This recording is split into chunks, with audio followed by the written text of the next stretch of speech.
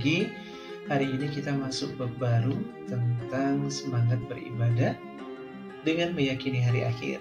Dan di pertemuan pertama ini kita akan berbicara tentang makna beriman kepada hari akhir.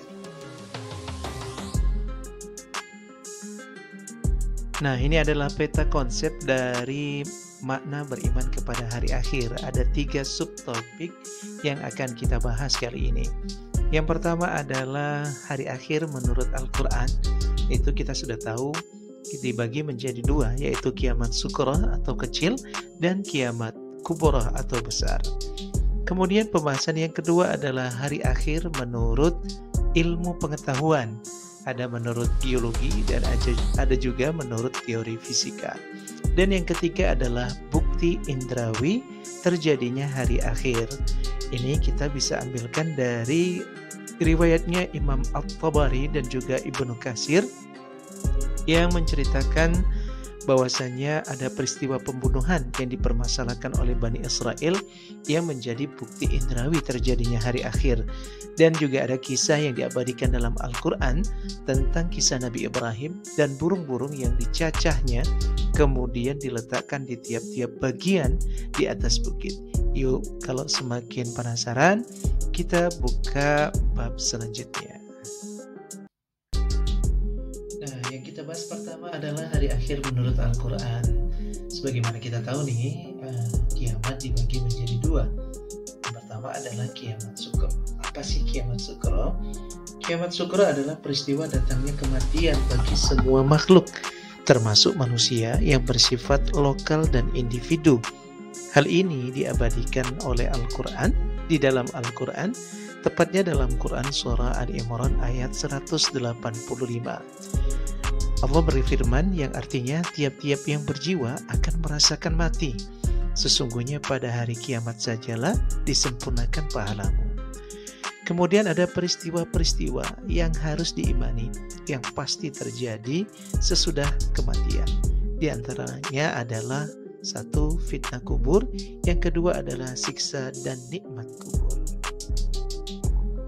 Yang kedua, kita mengenal dengan namanya kiamat kubro. Nah, pengertian dari kiamat kubro adalah peristiwa berakhirnya seluruh kehidupan makhluk dan hancur leburnya alam semesta secara total dan serentak.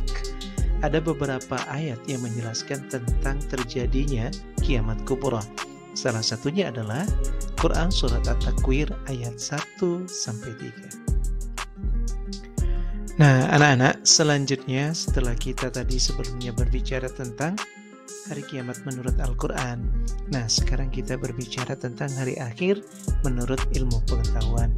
Nah, tugasnya adalah sekarang mencermati video yang akan segera kita tayangkan. Diperhatikan, dicermati, jangan sampai ada yang terlewat.